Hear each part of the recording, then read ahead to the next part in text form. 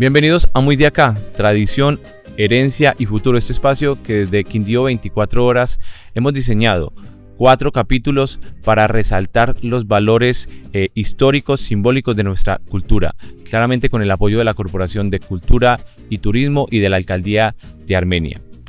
Quiero iniciar este segundo capítulo que hemos dedicado a la poeta, pedagoga, escritora, periodista, bibliotecaria Carmelina Soto. Maestra Jenny Millán, bienvenida a este espacio. ¿Qué tal si iniciamos contándonos quién es Jenny Millán y cómo nace esta admiración por Carmelina? ¿Quién es Jenny Millán? Jenny Millán es una persona que se sigue descubriendo. Ha sido profesora, entendió el gusto por la literatura desde muy temprano y por eso fue como la carrera que escogió. Estudié la licenciatura en la Uniquindío, luego pasé a la maestría en literatura en la UTP y actualmente adelanto estudios de doctorado en la Universidad de Salamanca. Entonces digamos que allí va pues ese camino literario. Conocí a Carmelina temprano porque justamente escuchaba historias acerca de ella y me encontré con esta conmemoración que se hizo de su figura en el Parque Sucre, pero también empecé a estudiarla justamente en la universidad cuando conocí al profesor Carlos Alberto Castrillón. ¿Qué expectativa llega Jenny a estudiar a Carmelina, digamos, con lo que le había entregado el entorno, lo que había escuchado sobre ella, y luego de hacer ese estudio profundo, con qué mujer se encuentra? Uno tiene siempre como una idea previa de la mujer con la que se va a encontrar justamente por la época en la que está enmarcada.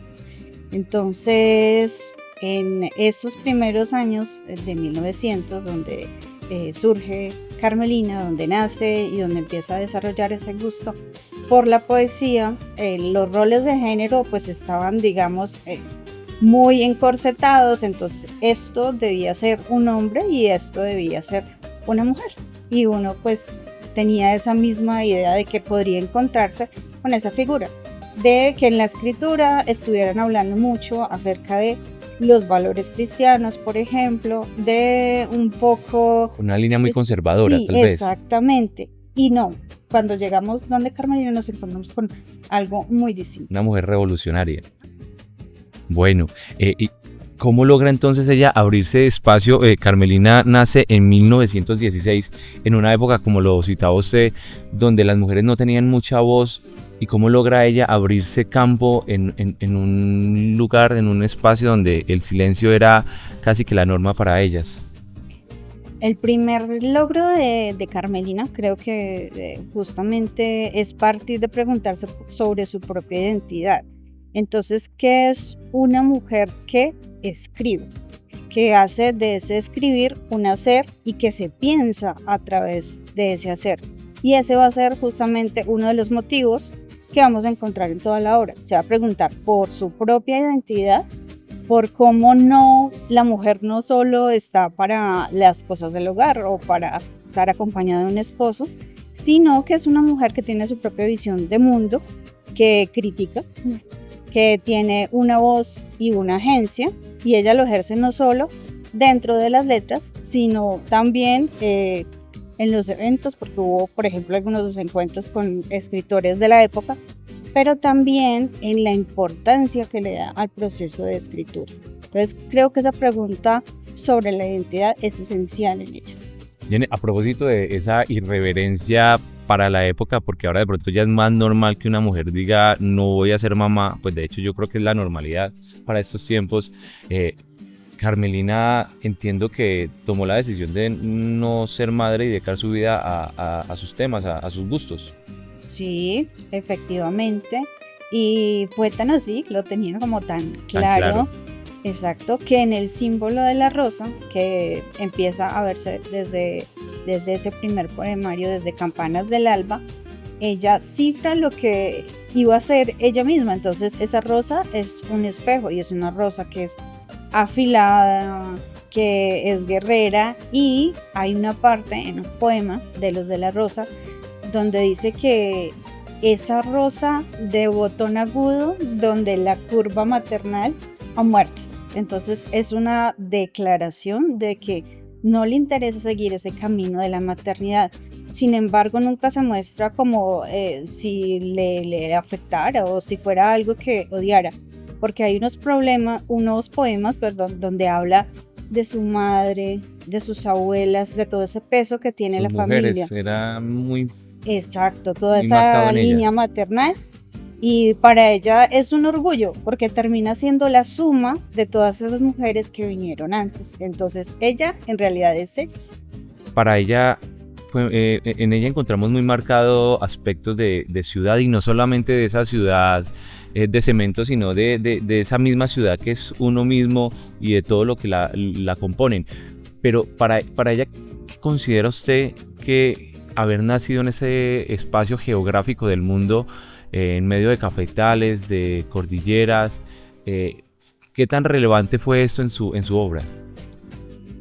Creo que el haber nacido aquí también le dio un centro, por así decirlo, y un lugar al que regresar. Y si se quiere, también como una especie de espacio idílico en el que ella va a guardar su infancia como si fuera como un cofre.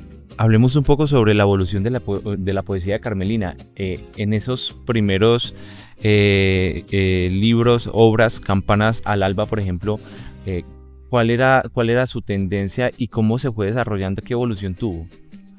En ese primer libro, en Campanas del Alba, que es un libro, digamos, de su juventud, encontramos una pregunta sobre su identidad, como ya lo había dicho, pero es una pregunta más de reflexión hacia adentro sin llegar a ser autocontemplativa. ¿Tenía ella más o menos qué edad?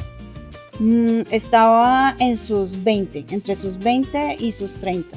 Entonces es una época en la que sí. Se están desarrollando muchas cosas. Y también sobre su relación con el mundo. Sin embargo, en ese primer libro todavía no podemos ver en plenitud su voz.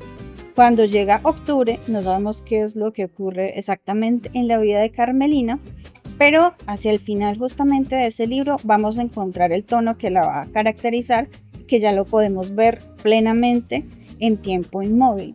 Y allí hay un reclamo y hay una queja y hay mucha energía vital en ese último libro, en Tiempo Inmóvil, que se ha cifrado desde el último poema de octubre. Y entonces empieza a pensar conceptos que pueden resultar un tanto abstractos sobre la libertad, sobre el tiempo, sobre la muerte, la relación entre las personas. Pero ya empieza a hacer como cuestionamientos. Exactamente. Entonces hay un reclamo allí, ella se está preguntando por la existencia misma. ¿Con nostalgia o con rabia? ¿O con ninguna? Creo que no hay nostalgia tanto, sino es esa misma angustia que tenemos todos los seres humanos, de por qué estamos aquí y de por qué el mundo es como es.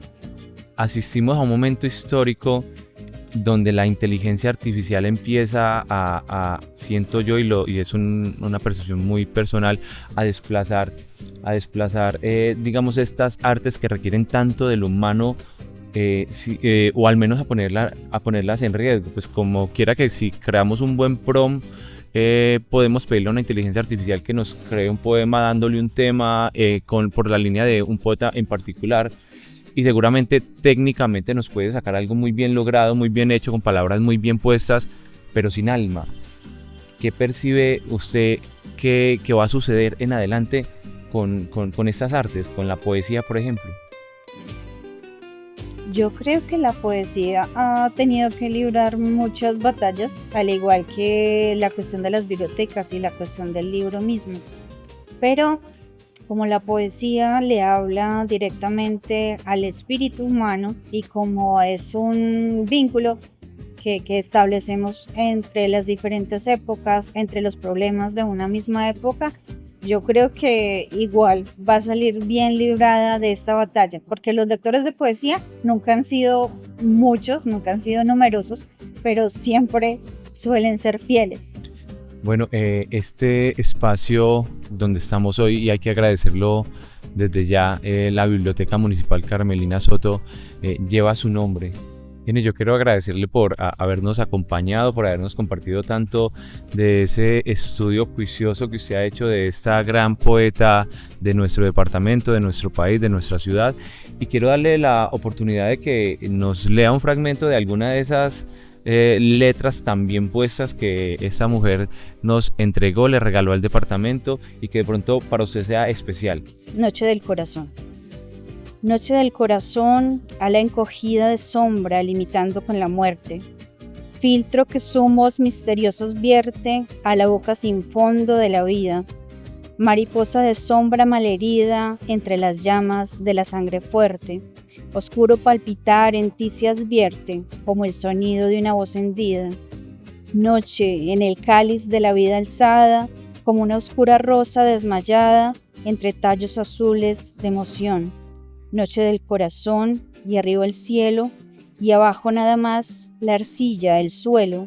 Noche vampiro de mi corazón. Una maravilla. Muy de Acá tiene el propósito, como les contábamos al inicio, de resaltar todos esos valores, esos símbolos de nuestra herencia cultural. De esta manera llegamos al final de este capítulo de Muy de Acá. Nos vemos en la próxima emisión. Pásenla bien.